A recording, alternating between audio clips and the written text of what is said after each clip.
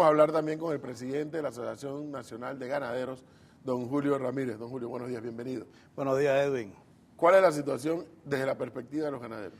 Bueno, la realidad es que efectivamente estamos en la estación seca. Ha sido una estación seca muy dura, que veníamos de una estación lluviosa mala, que ni los pastos, ni los acuíferos, ni las fuentes de agua se habían recuperado. Pues entonces ahora hay lugares donde se está sintiendo con mayor rigor el verano o estación seca.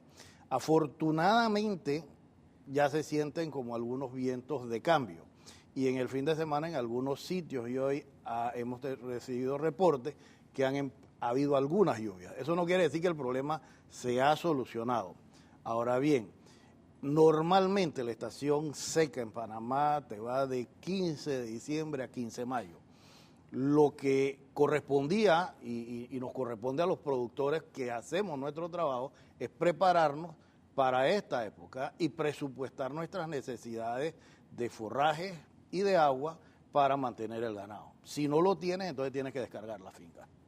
¿Y cómo se preparan para esta época? Durante la estación lluviosa se cosecha forraje y se capta agua. El forraje se conserva, ya sea en...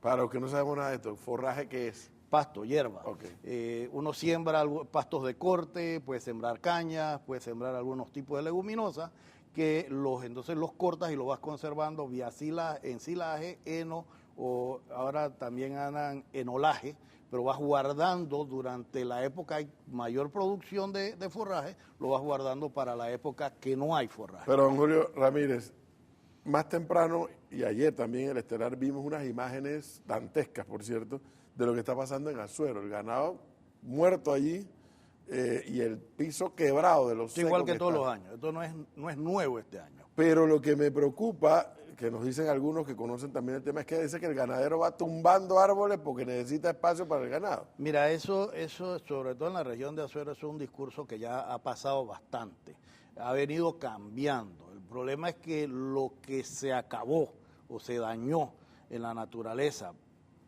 en un año, tú no lo recuperas en 10 ni en 15, sino en muchos más años.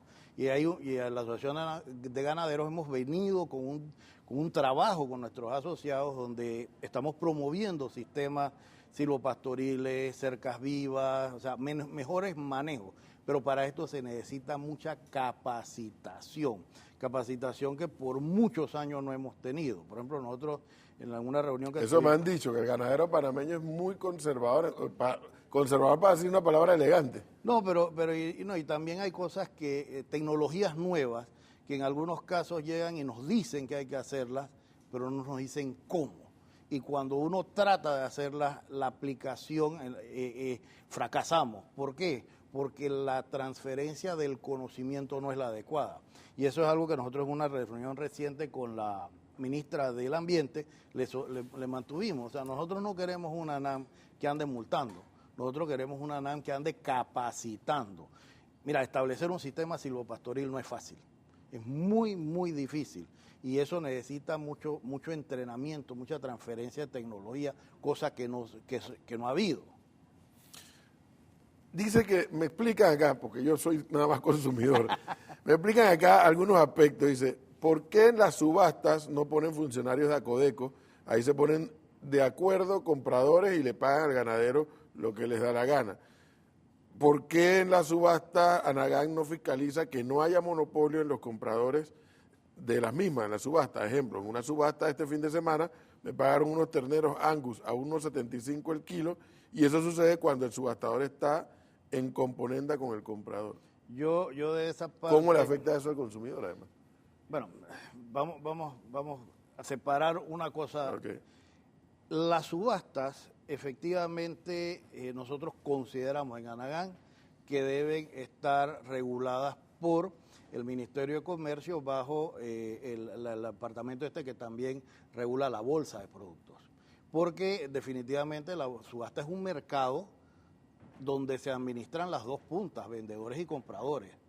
Y el mediador, que es el subastador, debe tener y cumplir con una serie de requisitos que deben ser supervisados, no por Anagán, sino por las autoridades competentes. Ese es un tema. Lo otro es que, y es la parte de la estructura de la comercialización del ganado en Panamá. El criador, en términos generales, es un ganadero pequeño, 50 reses, no más, con los problemas que tiene de productividad, bajo porcentaje de nacimiento y una serie de cuestiones. El productor ese requiere, le es muy difícil hacer acuerdos con compradores y venderle directamente su producto. Y por lo general acaba o en un intermediario, que es un acopiador, o en la subasta. Y definitivamente la subasta solo le resuelve el problema de un ingreso en el momento, pero no es el mejor sitio para uno colocar un ganado de calidad como el que hablaba el que te manda ese mensaje diciendo que vendió unos terneros Angus. Faltaría ver en qué condiciones estaban esos terneros. Entonces son cosas distintas que definitivamente hay que ver. ¿Y cómo le afecta todo esto al consumidor? No, si es el precio del ternero es poco. Es más, uno de los problemas que tenemos en la ganadería es la baja rentabilidad en la parte de cría. Afortunadamente en la parte de ceba o engorde del ganado hemos resuelto en parte esa situación y hoy en día no podemos decir que los precios están malos en esa parte. Es más, el ministro aquí en una entrevista anterior dio los precios y los precios en Panamá en la parte de ceba, el ganado terminado, se pueden decir que no debiéramos estar quejando. Don Julio, una pregunta de verdad que cándida. ¿Por qué el ganadero panameño no hace más? Voy a hacer una pregunta a alguien que no sabe de esto. Más ganado estabulado, que no necesita tanta extensión de terreno que el que hace actualmente. Ha hecho la pregunta de los 500,000 pesos. En una ocasión se trató, ese proyecto fracasó porque no había la calidad del ganado, ni había un amarre entre los productores del ternero y los engordadores o cebadores y los mataderos. Anagán le ha presentado a este gobierno que por primera vez en muchos años, y hay que decirlo, coincidimos en el análisis, en las conclusiones y en el discurso y en los objetivos.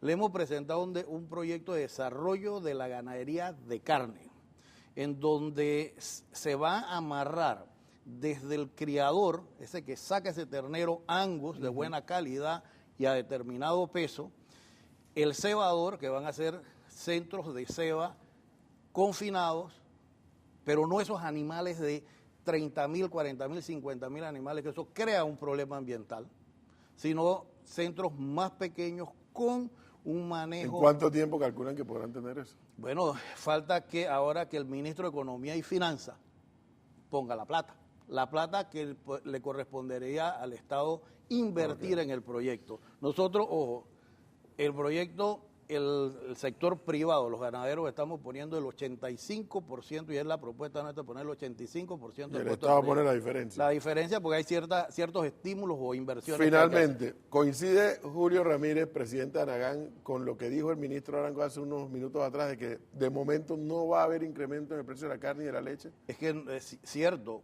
porque acuérdese que a menos que el gobierno elimine el decreto de regulación de precios y saque otros cortes en la canasta básica, no debe haber aumento de la carne. Aumento del ganado en pie, del novillo gordo, sí va a seguir habiendo. Porque estamos. Pero no va a afectar eso al consumidor. Mientras exista regulación de precios, no. Bueno. Don Julio Ramírez, muchísimas gracias por darnos esta explicación necesaria para tranquilidad también del consumidor. Así es. Porque claro que también le preocupa, el bolsillo de la gente está muy golpeado. Pero aquí falta es eficiencia en la transmisión Claro. de costos Bien. y transparencia en los precios. Muchísimas gracias, don Julio Ramírez.